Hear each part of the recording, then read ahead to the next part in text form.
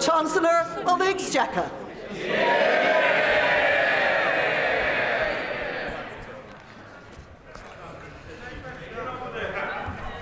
Madam Deputy Speaker, in the face of enormous challenges, I report today on a British economy which is proving the doubters wrong. In the autumn, we took difficult decisions to deliver stability and sound money.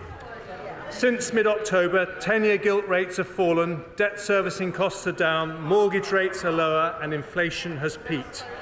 The International Monetary Fund says our approach means the UK economy is on the right track. Yeah. But we remain vigilant and will not hesitate to take whatever steps are necessary for economic stability. Today, the Office for Budget Responsibility forecasts that because of changing international factors and the measures I take, the UK will not now enter a technical recession this year. Yeah. They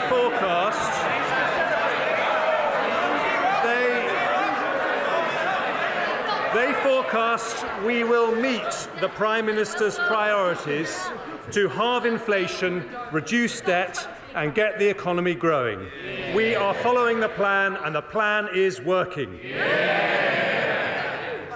But that's not all we've done.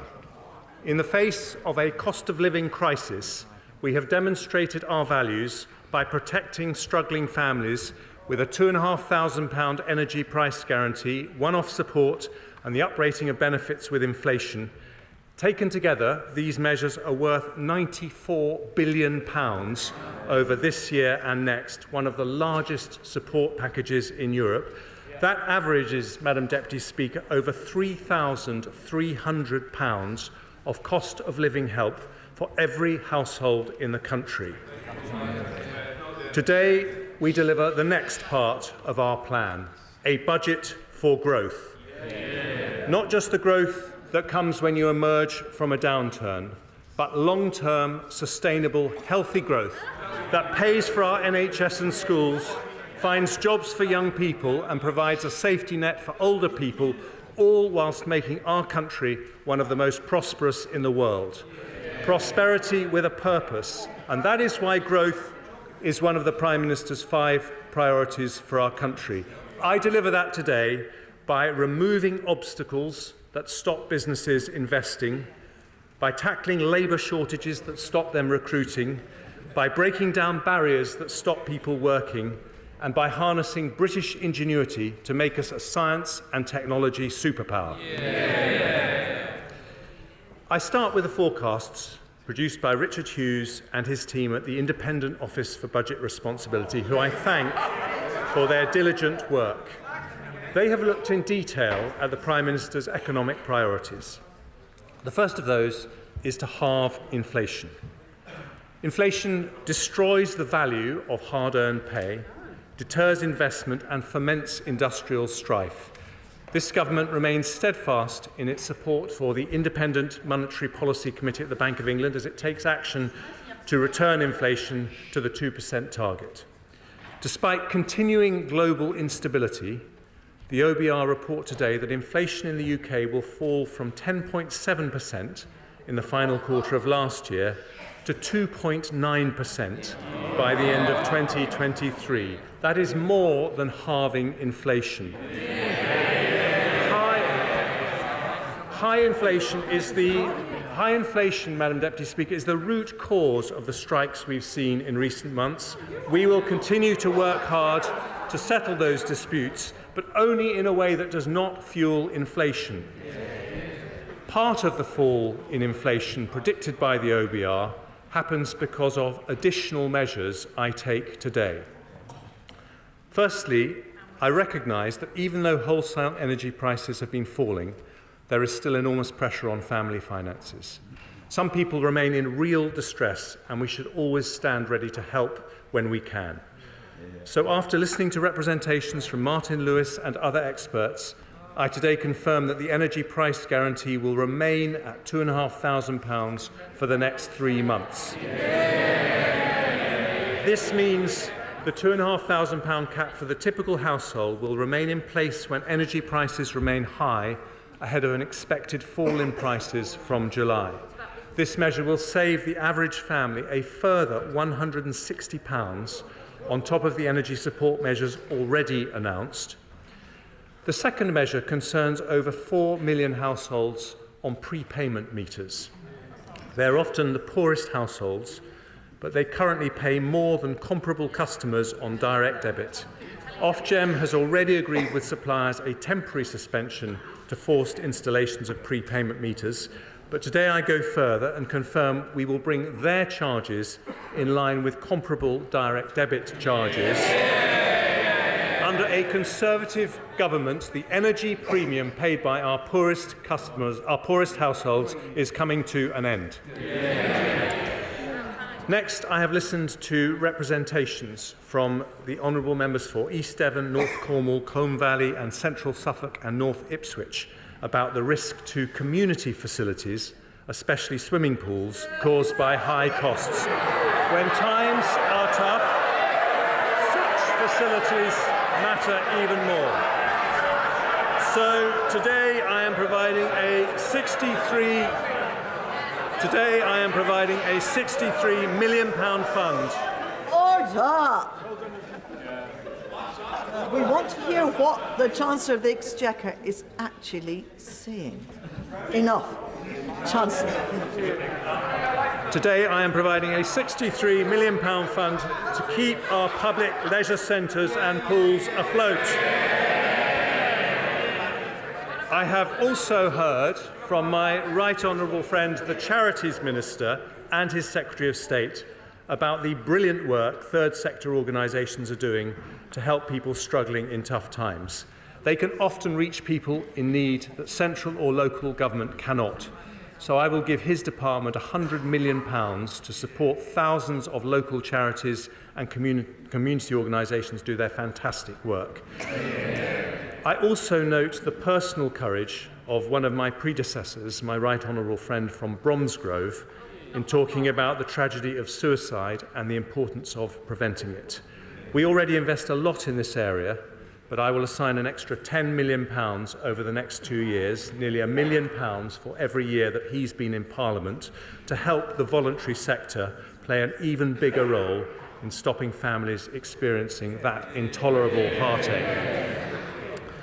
My penultimate cost of living measure concerns one of our other most treasured community institutions, the Great British Pub. In December, I extended the alcohol duty freeze until the 1st of August, after which duties will go up in line with inflation in the usual way. But today I will do something that was not possible when we were in the EU and significantly increase the generosity of draft relief so that from the 1st of August the duty on draft products in pubs will be up to 11 pence lower than the duty in supermarkets. It's a differential a Conservative government will maintain as part of a new Brexit pubs guarantee. Madam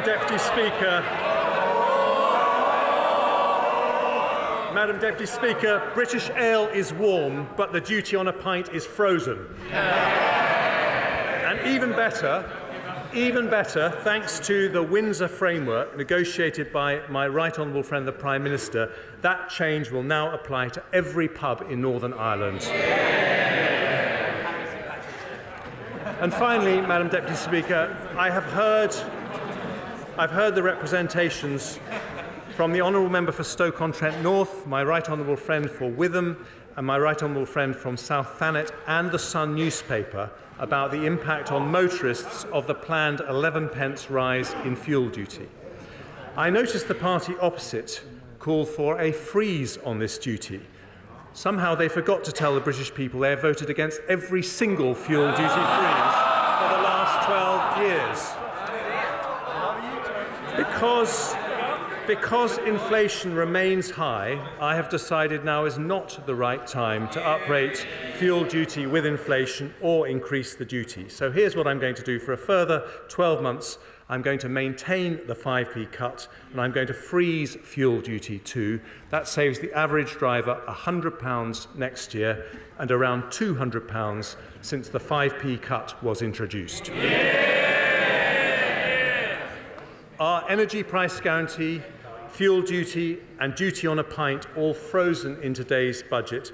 That doesn't just help families, it helps the economy too, because their combined impact reduces CPI inflation by nearly 0.75% this year, lowering inflation when it is particularly high.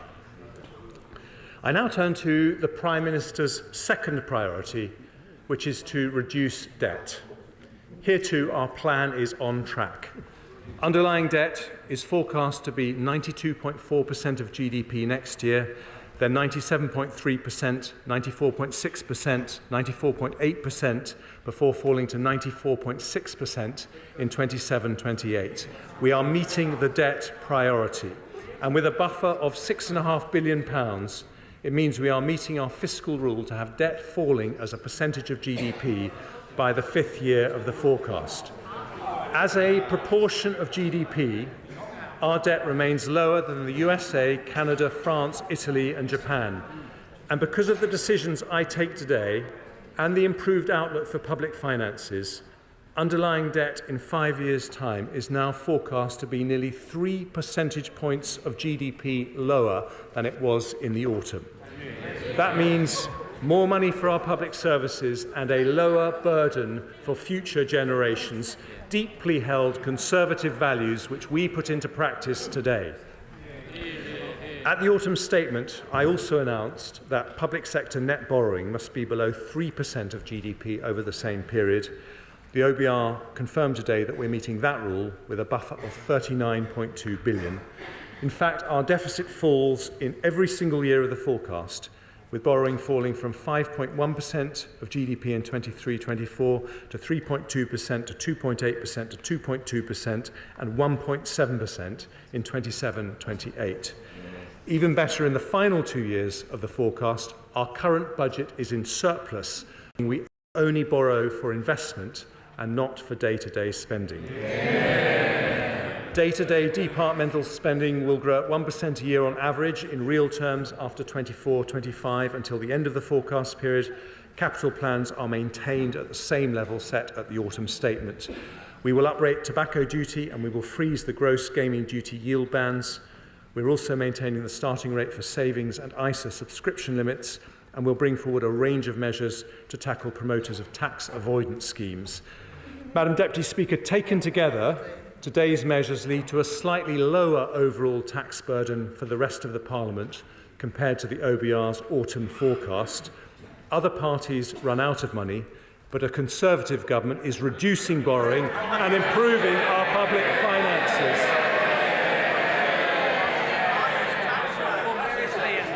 By doing so, we are on track to halve inflation, get debt falling and grow our economy, which I turn to next.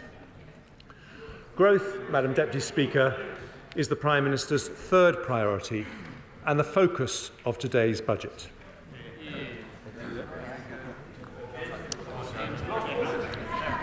"13 years ago, we inherited an economy that had crashed.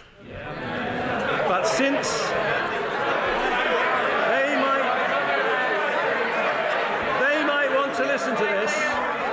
they might want to listen to this, because since 2010, we've grown more than major countries like France, Italy or Japan, about the same as Europe's largest economy, Germany. We've halved unemployment, we've cut inequality, we've reduced the number of workless households by 1 million. For the first time ever, because of rises in tax thresholds made by successive Conservative Chancellors, people in our country can earn £1,000 a month without paying a penny of tax or national insurance. The party opposite opposed those tax reductions. But they have helped lift 2 million people out of absolute poverty after housing costs, including 400,000 pensioners and 500,000 children.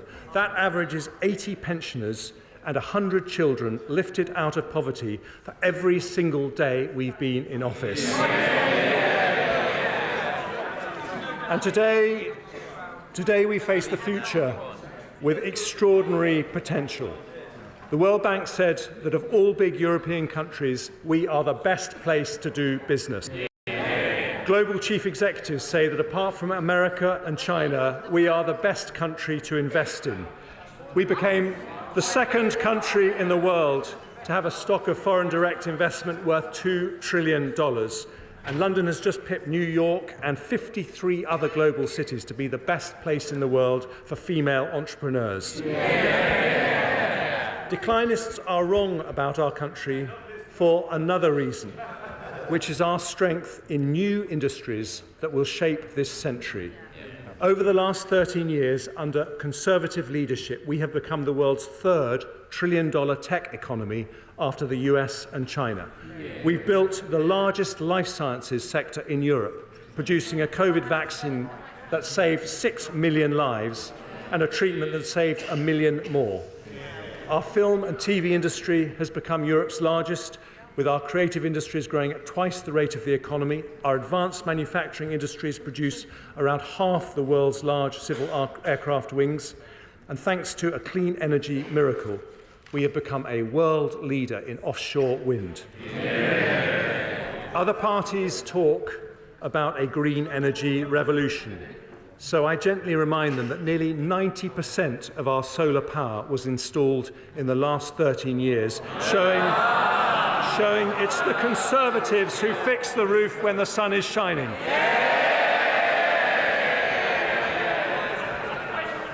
Now, let's turn to what the OBR say about our growth prospects. In November, they expected that the UK economy would enter recession in 2022 and contract by 1.4% in 23. That left many families feeling concerned about the future. But today, the OBR forecast we will not enter a recession at all this year, with a contraction of just 0.2%.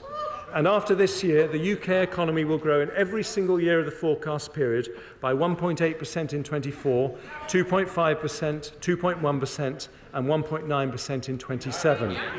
They also expect the unemployment rate to rise by less than 1 percentage point to 4.4%, with 170,000 fewer people out of work compared to their autumn forecast.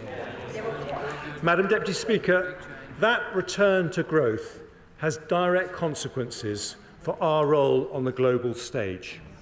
I am proud that we are giving the brave people of Ukraine more military support than anyone else in Europe. On Monday, we were able to go even further, with my right honourable friend announcing a £5 billion package of funding for the Ministry of Defence, an additional £2 billion next year and £3 billion the year after. Today, following representations from our persuasive Defence Secretary, I confirm that we will add a total of £11 billion to our defence budget over the next 5 years, and it will be nearly 2.25% of GDP by 2025. We were the first large European country to commit to 2% of GDP for defence, and we will now raise that to 2.5%. As soon as fiscal and economic circumstances allow. And following representations from the equally persuasive Minister for Veterans Affairs, I am today also increasing support for our brave ex-servicemen and women. We will provide a package worth over £30 million to increase the capacity of the Office for Veterans Affairs, support veterans with injuries returning from their service, and increase the availability of veteran housing. But to be Europe's biggest defender of democracy, we must build Europe's most dynamic economy. That means tackling our long-standing productivity issues, including two in particular which I address today: lower business investment and higher economic inactivity than other countries. Too often, companies struggle to recruit, and even when they do, output per employee is lower. So today I set out the 4 pillars of our industrial strategy to address these issues. Colleagues will know from my Bloomberg speech, they all conveniently start with the letter E: enterprise, employment, education and everywhere. I start, Madam Deputy Speaker, with everywhere. Our measures, well, they may not want to level up growth across the United Kingdom, but we do. This government was elected on a mandate to level up. We have already allocated nearly £4 billion in over 200 projects across the country through the first 2 rounds of the Levelling Up Fund. A third round will follow. Since we started focusing on levelling up, 70% of the growth in salaried jobs has come from outside London and the South East. And today we take further steps. Canary Wharf and the Liverpool Docks were 2 outstanding regeneration projects that happened under a previous Conservative government. I pay tribute to Lord Heseltine for making them happen because they transformed the lives of thousands of people. They showed what's possible when entrepreneurs, government and local communities come together. So today I announce that we will deliver 12 new investment zones, 12 potential Canary Wharfs. In England, we've identified the following areas as having the potential to host one: West Midlands, Greater Manchester, the North East, South Yorkshire, West Yorkshire, East Midlands, Teesside and once again Liverpool. There will also be at least one in each of Scotland, Wales and Northern Ireland. To be chosen, each area must identify a location where they can offer a bold and imaginative partnership between local government and a university or research institute in a way that catalyses new innovation clusters. If the application is successful, they'll have access to £80 million of support for a range of interventions including skills, infrastructure, tax reliefs and business rates retention. Working together with our formidable Levelling Up Secretary, I also want to give some further support to levelling up areas under the E of everywhere. First, I will invest over £200 million in high-quality local regeneration projects across England, including the regeneration of Tipton Town Centre and the Marsden New Mills redevelopment scheme. I'm also announcing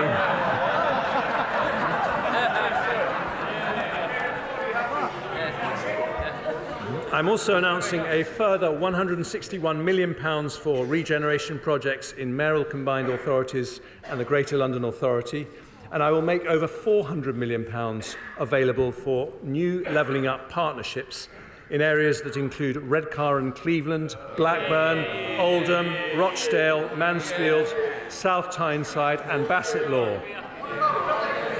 Having listened to the case for better local transport infrastructure from many honourable members, I can announce a second round of the City Region Sustainable Transport Settlements allocating £8.8 billion over the next 5-year funding period. And following a wet, then cold winter, I have also received particularly strong representations from my honourable friends from North Devon, South West Devon and Newton Abbot, as well as Councillor Peter Martin from my own constituency, about the curse of potholes. The spending review allocated £500 million every year to the Potholes Fund, but today I have decided to increase that fund by a further £200 million next year to help local communities tackle this problem.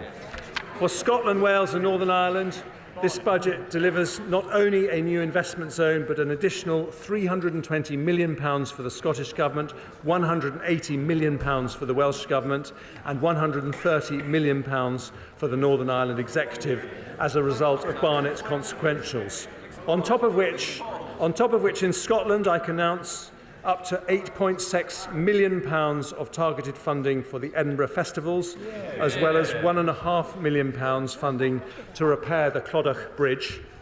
I will provide £20 million of funding for the Welsh Government to restore the Holyhead breakwater, and in Northern Ireland I'm allocating up to £3 million to extend the Tackling Paramilitarism programme and up to £40 million to extend further and higher education participation. But, Madam Deputy Speaker, for levelling up to truly succeed, we need to unleash the civic entrepreneurship that's only possible when elected local leaders are able to fund and deliver solutions to their own challenges. That means giving them responsibility for local economic growth and the benefit from the upside when it happens. So this government will consult on transferring responsibilities for local economic development from local enterprise partnerships to local authorities from April 24. I will also boost mayors' financial autonomy by agreeing multi-year single settlements for the West Midlands and Greater Combined Manchester Authority in the next spending review, something I intend to roll out for all mayoral areas over time. I've also agreed a new long-term commitment so that they can retain 100% of their business rates, something I also hope to expand to other areas. Investment zones, regeneration projects, levelling up partnerships, local transport infrastructure and business rates retention, more control for local communities over their economic destiny, so we will level up wealth and opportunity everywhere. Yeah. Today's priority is the Prime Minister's promise to grow the economy. We've talked about making that growth happen everywhere, so I now move on to my second E, enterprise. We need to be, well, this has never been something of interest to the Labour Party, but for Conservatives, we won't rest until we are Europe's most dynamic enterprise economy. And under a Conservative government, that is exactly what's been happening. Since 2010, we have 1 million more businesses in the UK, a bigger increase than Germany, France or Italy. But I want another million and another million after that. So today I bring forward enterprise measures in these three areas to lower business taxes, reduce energy costs and support our growth industries. So let's start with business taxation. Conservatives know the importance of a competitive tax regime. We already have lower levels of business taxation than France, Germany, Italy or Japan. But I want us to have the most pro-business, pro-enterprise tax regime anywhere. Even after the corporation tax rise this April, we will have the lowest headline rate in the G7, lower than any period under the last Labour government. Only 10% of companies will pay the full 25% rate. But even at 19%, our corporation tax did not incentivise investment as effectively as countries with higher headline rates. The result is less capital investment and lower productivity than countries like France and Germany. We've already taken measures to address this. For larger business, we've had the super deduction, introduced by my right honourable friend, the Prime Minister, which ends this month. For smaller businesses, we've increased the annual investment allowance to £1 million, meaning 99% of all businesses can deduct the full value of all their investment from that year's taxable profits. If the super deduction was allowed to end without a replacement, we would have fallen down the international league tables on tax competitiveness and damaged growth. As a Conservative, I could not allow that to happen.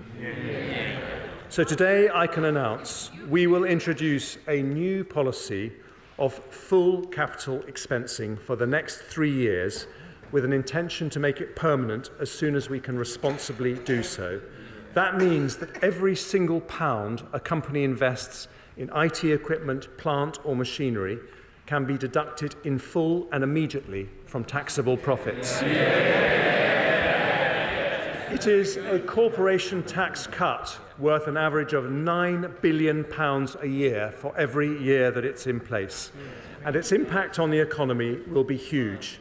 The OBR says it will increase in business investment by 3% for every year it's in place. This decision makes us the only major European country with full expensing, and gives us the joint most generous capital allowance regime of any advanced economy. Madam Deputy Speaker, I understand the party opposite is reviewing business taxes. Let me save them the bother. They put them up, we cut them.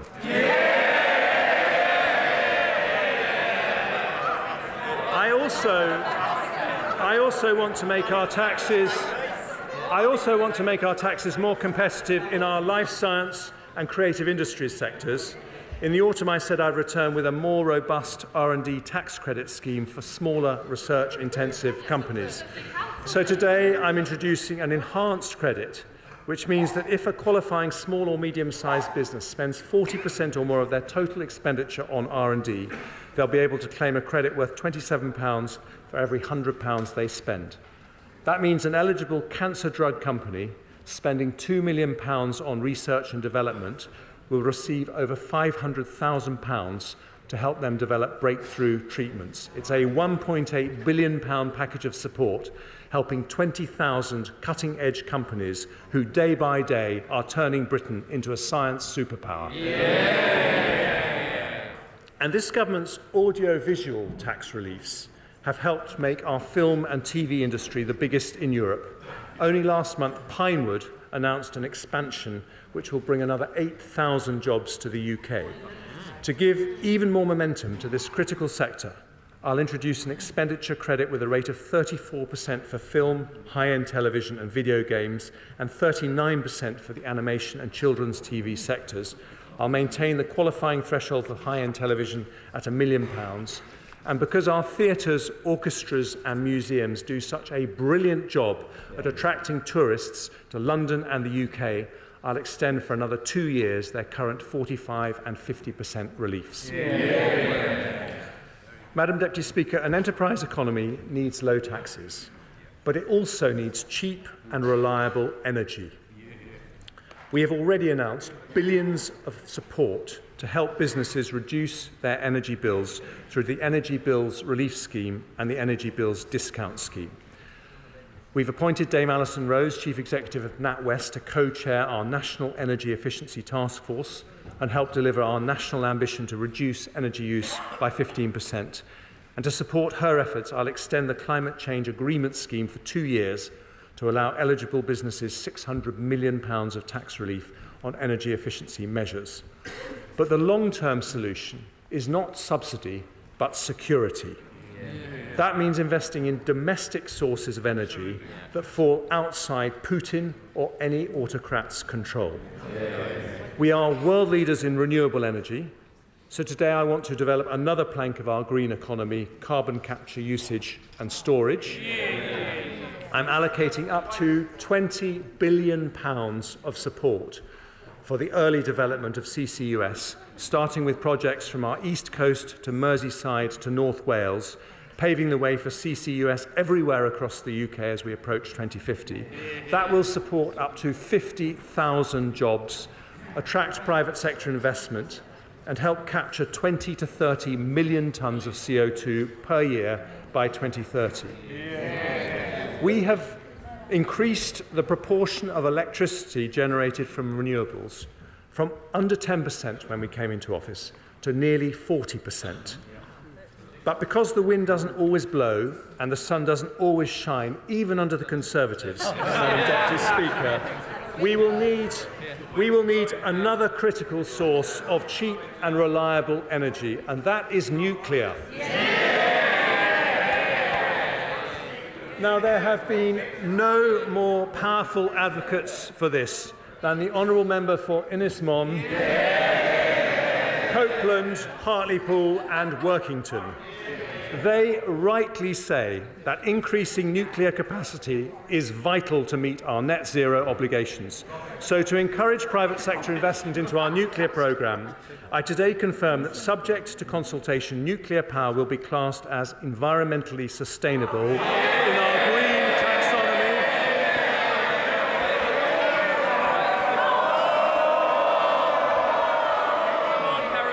That will give it access to the same investment incentives as renewable energy.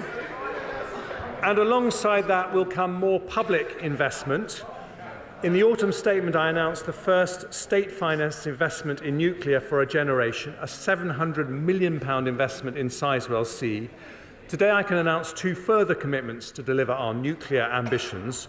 Firstly, following representations from our energetic Energy Security Secretary, I am announcing the launch of Great British Nuclear, which will bring down costs and provide opportunities across the nuclear supply chain to help provide 1/4 of our electricity by 2050. And secondly, it's so good to hear Labour in favour of nuclear energy.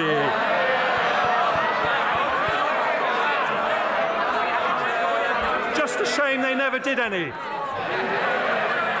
And secondly, I'm launching the first competition for small modular reactors. It will be completed by the end of this year, and if demonstrated as viable, we will co-fund this exciting new technology. Finally, under the E of enterprise, Madam Deputy Speaker, I come to our innovation economy, a central area of national competitive advantage for the United Kingdom. Over the weekend, I worked night and day with the Prime Minister and the Governor of Bank of England to protect the deposits of thousands of our most cutting-edge companies. We successfully secured the sale of the UK arm of Silicon Valley Bank to HSBC, so the future of those companies is now safe in the hands of Europe's biggest and one of its most creditworthy banks. But those events show that we need to build a larger, more diverse financing system where the benefits of investment in high-growth firms are available to more investors. So I will return in the autumn statement with a plan to deliver that. It will include measures to unlock productive investment from defined contribution pension funds and other sources, make the London Stock Exchange a more attractive place to list, and complete our response to the challenges created by the US Inflation Reduction Act.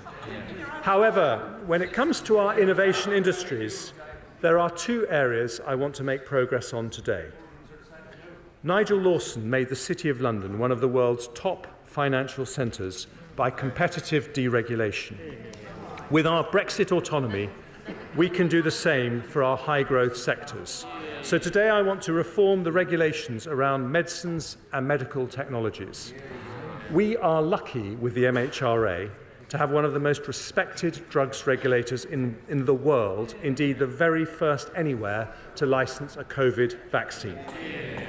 From 2024, they will move to a different model, which will allow rapid, often near automatic sign-off for medicines and technologies already approved by trusted regulators in other parts of the world, such as the United States, Europe, and Japan. At the same time, they will set up a swift new approval process for the most cutting-edge medicines and devices to ensure the UK becomes a global centre for their development. And with an extra £10 million of funding over the next 2 years, they will put in place the quickest, simplest regulatory approval in the world for companies seeking rapid market access. We are proud of the life science sector, which received more inward investment than any in Europe last year. Today's change will make the UK an even more exciting place to invest, using our Brexit freedoms and speeding up access for NHS patients to the very newest drugs. Today, with our talented Science, Innovation and Technology Secretary, I also take measures to strengthen our position in artificial intelligence, where the UK hosts 1/3 of all European companies.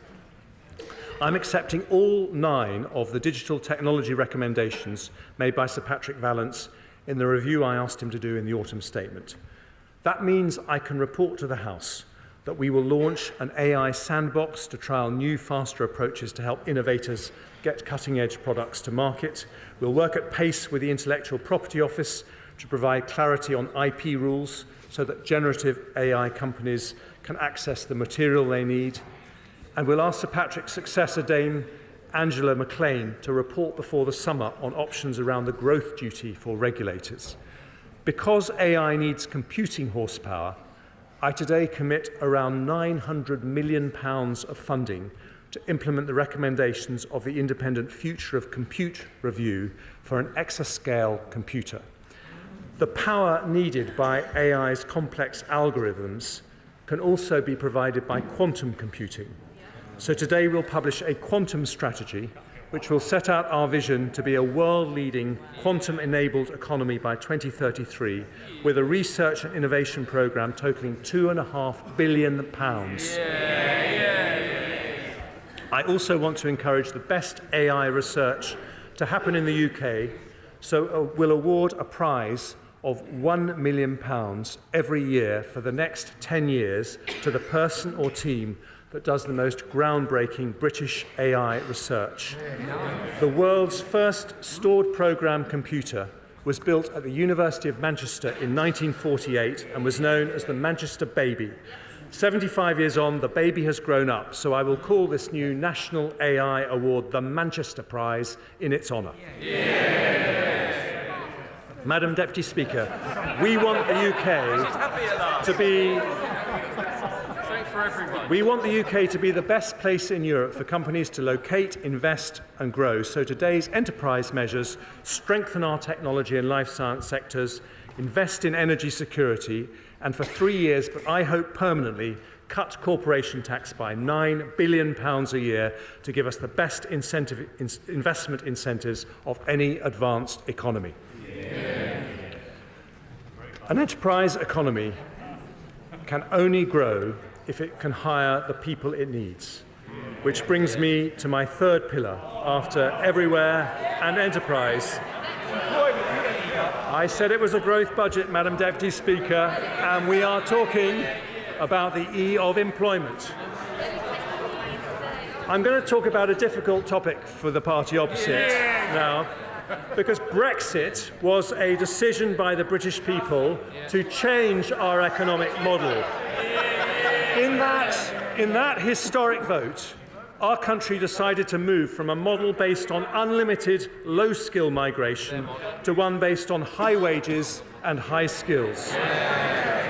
Today, we show how we will deliver that with a major set of reforms. The OBR say it is the biggest positive supply-side intervention they have ever recognised in their forecast. We have around 1 million vacancies in the economy. But excluding students, there are over 7 million adults of working age who are not in work. That's a potential pool of 7 people for every vacancy. Conservatives believe work is a virtue. We agree with the road haulage king Eddie Stobart, who said the only place success comes before work is the dictionary. So today I bring forward reforms to remove the barriers that stop people who want to from working. And I start with over 2 million people who are inactive due to a disability or long-term sickness. Thanks to the reforms courageously introduced by the Right Honourable Member for Chingford and Woodford Green, the number of disabled people in work has risen by 2 million since 2013. But even after that, we could fill half the vacancies in the economy with people who say they would like to work despite being inactive due to sickness or disability, with Zoom, Teams and new working models that make it easier to work from home. This is possible now more than ever. So for that reason, the ever-diligent Work and Pensions Secretary today takes the next step in his groundbreaking work on tackling economic inactivity. I thank him for that. And today we publish a white paper on disability benefits reform. It is the biggest change to our welfare system in a decade. His plans will abolish the work capability assessment in Great Britain and separate benefit entitlement from an individual's ability to work. As a result, disabled benefit claimants will always be able to seek work without fear of losing financial support. Today I'm going further by announcing that in England and Wales, after listening to representations from the Centre for Social Justice and others, we will fund a new programme called Universal Support.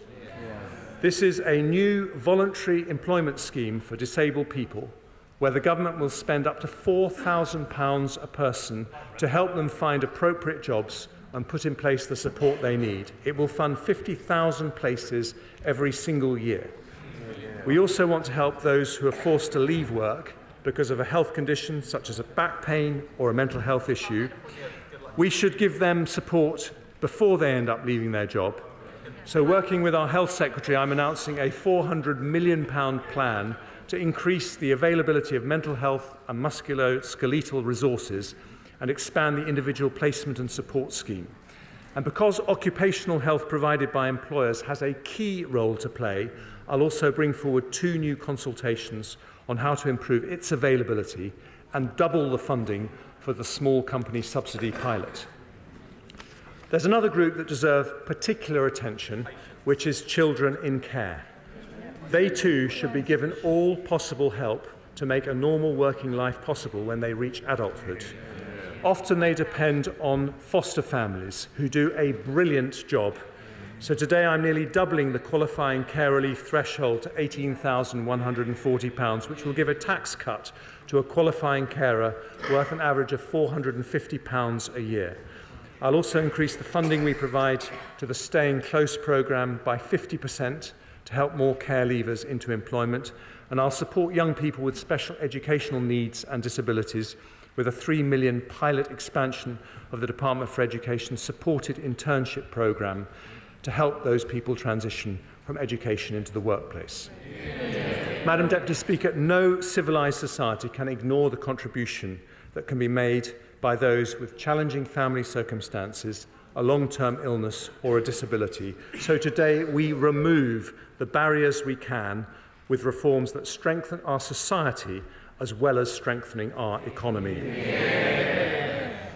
The next set of employment reforms affects those on universal credit without a health condition who are looking for work or on low earnings. There are more than 2 million job seekers in this group, more than enough to fill every vacancy in the economy.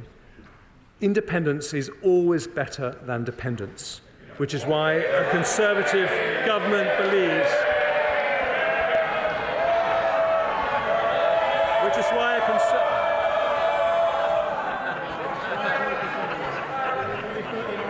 with some exceptions, Madam Deputy Speaker. Independence is always better than dependence, which is why a Conservative government believes those who can work should. So sanctions will be applied more rigorously to those who fail to meet strict work search requirements or choose not to take up a reasonable job offer. And for those working low hours, we will increase the administrative earnings threshold from the equivalent of 15 hours to 18 hours at national living wage for an individual claimant, meaning that anyone working below this level will receive more work coach support alongside a more intensive conditionality regime. The next group of workers I want to support are those aged over 50. My younger officials have termed these people older workers, although as a 56-year-old myself, I prefer the term experienced. Fully 3.5 million people of pre-retirement age over 50 are not part of the labour force, an increase of 320,000 since before the pandemic. We now have the 23rd highest inactivity rate for over 55s in the OECD. If we match the rate of Sweden, we would add more than 1 million people to our national labour force. Madam Deputy Speaker, I say this not to flatter you, but older people are the most skilled and experienced people we have.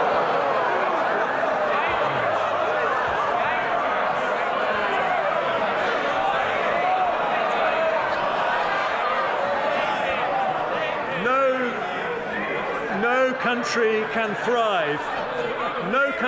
thrive if it turns its back on such a wealth of talent and ability.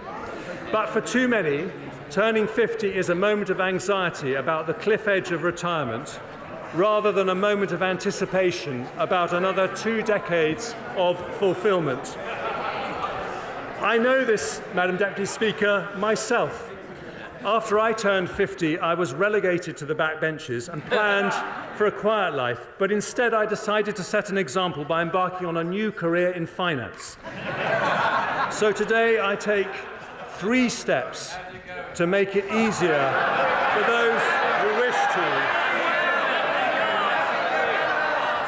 It's going well, thank you. And today I take 3 steps to make it easier for those who wish to work longer. First, we will increase the number of people who get the best possible financial, health and career guidance ahead of retirement by enhancing the DWP's excellent midlife MOT strategy. They will also increase by 5-fold the number of 50-plus universal credits who receive midlife MOTs from 8,000 to 40,000 a year.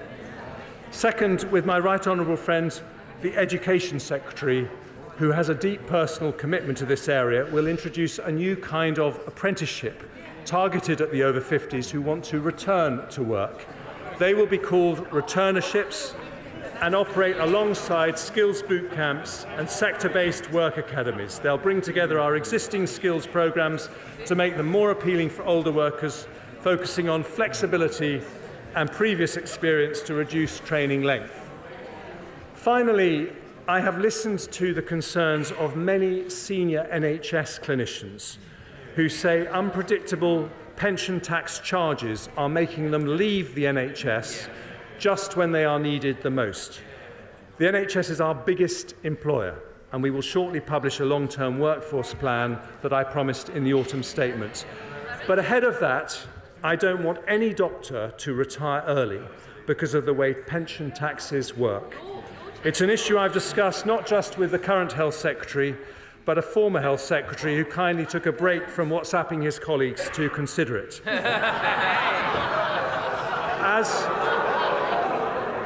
As Chancellor, I have realised the issue goes wider than doctors. No one should be pushed out of the workforce for tax reasons. So today I will increase the pension's annual tax-free allowance by 50%, from 40,000 to 60,000. Some have also asked me to increase the lifetime allowance from its £1 million limit. But I've decided not to do that. Instead, I will go further and abolish the lifetime allowance altogether. It is a pension tax reform that will stop over 80% of NHS doctors from receiving a tax charge, incentivise our most experienced and productive workers to stay in work for longer, and simplify our tax system, taking thousands of people out of the complexity. Order. Just because the Chancellor of the Exchequer is either unpopular or popular, we still have to keep the noise down because we still have to hear what he has to say. He has more to say. Chancellor of the Exchequer. Thank you, Madam Deputy Speaker. This is a comprehensive plan to remove the barriers to work facing those on benefits, those with health conditions and older workers. That is the E of the employment pillar of today's growth budget, which brings me to the final pillar of our growth plan. After employment, enterprise and everywhere, I turn to the E of education. Over more than a decade, this Conservative government has driven improvement in our education system. We've risen by nearly 10 places in the international league tables for English and maths since 2015 alone. In the autumn statement, I built on this programme with an extra £2.3 billion annual investment to our schools. We're reviewing our approach to skills with Sir Michael Barber. We set out our plans to transform lifelong learning with a new lifelong loan entitlement. And my right honourable friend, the Prime Minister, announced plans to make maths compulsory till 18. But today I want to address an issue in our education system that is bad for children and damaging for the economy. It's an issue that starts even before a child enters the gates of a school. Today I want to reform our childcare system. We have one of the most expensive systems in the world. Almost half of non-working mothers say they would prefer to work if they could arrange suitable childcare. For many women, a career break becomes a career end. Our female participation rate is higher than average for OECD economies, but we trail top performers like Denmark and the Netherlands. If we match Dutch levels of participation, there would be more than 1 million additional women working. And we can do that. So today I announce a series of reforms that start that journey. I begin with the supply of childcare. We've seen a significant decline in childminders over recent years, down 9% in England in just 1 year. But childminders are a vital way to deliver affordable and flexible care, and we need more of them. So I've listened to representations from my honourable friend from Stroud,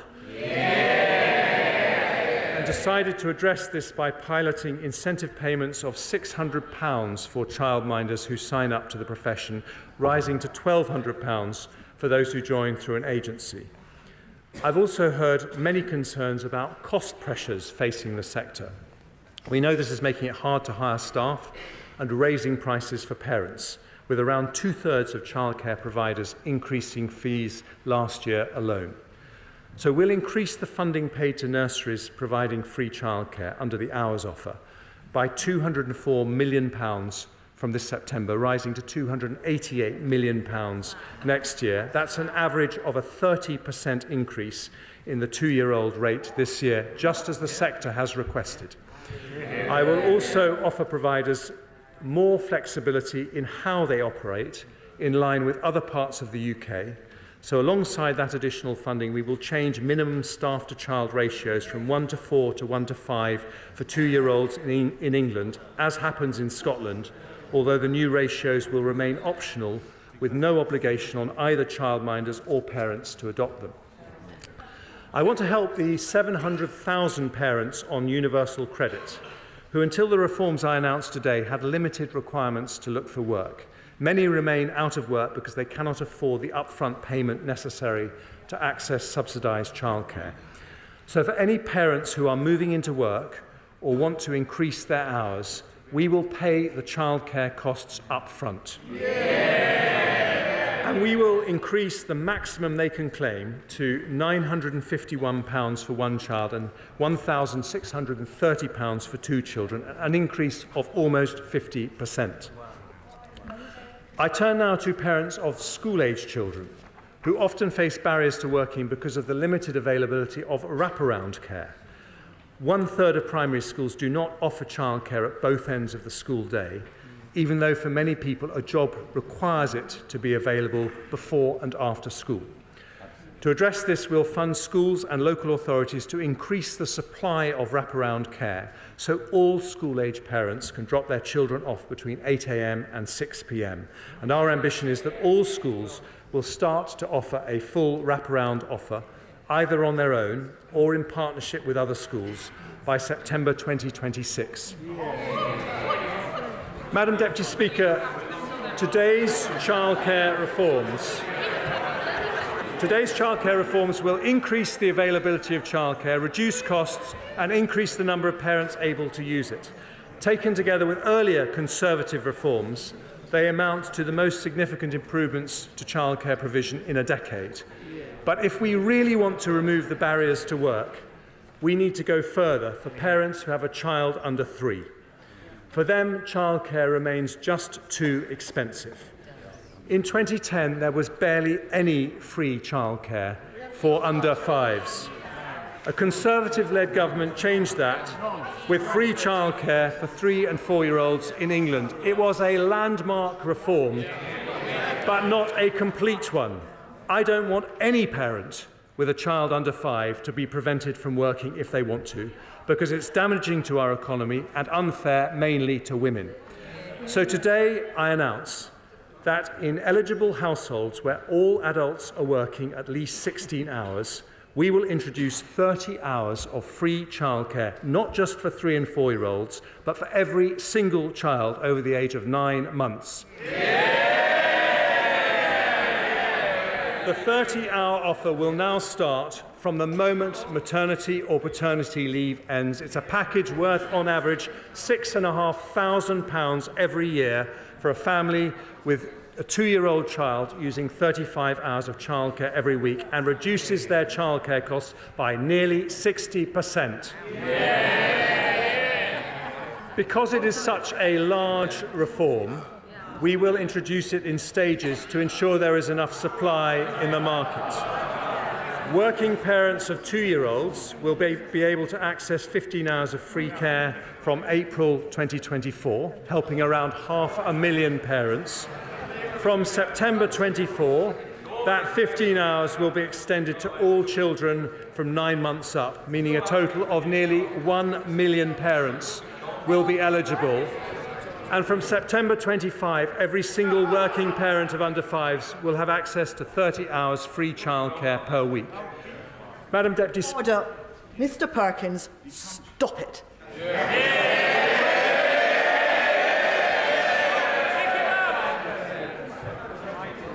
Madam Deputy Speaker, today we complete a landmark Conservative reform. We help the economy, transform the lives of thousands of women and build a childcare system comparable to the best. A major early years reform for our education system, the E of education alongside the 3 other pillars of our growth plan, enterprise, employment and everywhere.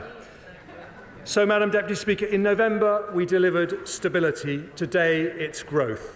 We tackle the 2 biggest barriers that stop businesses growing: investment incentives and labour supply. The best investment incentives in Europe, the biggest ever employment package, for disabled people more help, for older people barriers removed, for families feeling the pinch, fuel duty frozen, beer duty cut, energy bills capped, and for parents 30 hours of free childcare for all under 5s. Today we build for the future, with inflation down, debt falling and growth up. The declinists are wrong and the optimists are right. We stick to the plan because the plan is working, and I commend this statement to the House.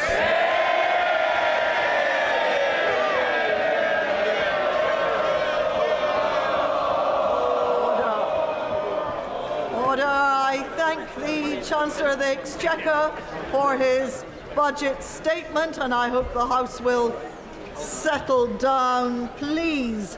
Under Standing Order number 51, the first motion entitled, certainly the bad behaviours now on this side of the House. I think a little bit of decorum, please, while we go through the necessary parts of the procedure. Under Standing Order number 51, the first motion entitled Provisional Collection of Taxes must be decided without debate. Will the Chancellor of the Exchequer please move formally? Chancellor, well, somebody just say formally. Thank you, Chancellor. I'm just putting your motions. The question is that, pursuant to Section 5 of the Provisional Collection of Taxes Act 1968, provisional statutory effect shall be given to the following motions. A. Stamp duty land tax transaction funded with the assistance of a subsidy. Motion number 13.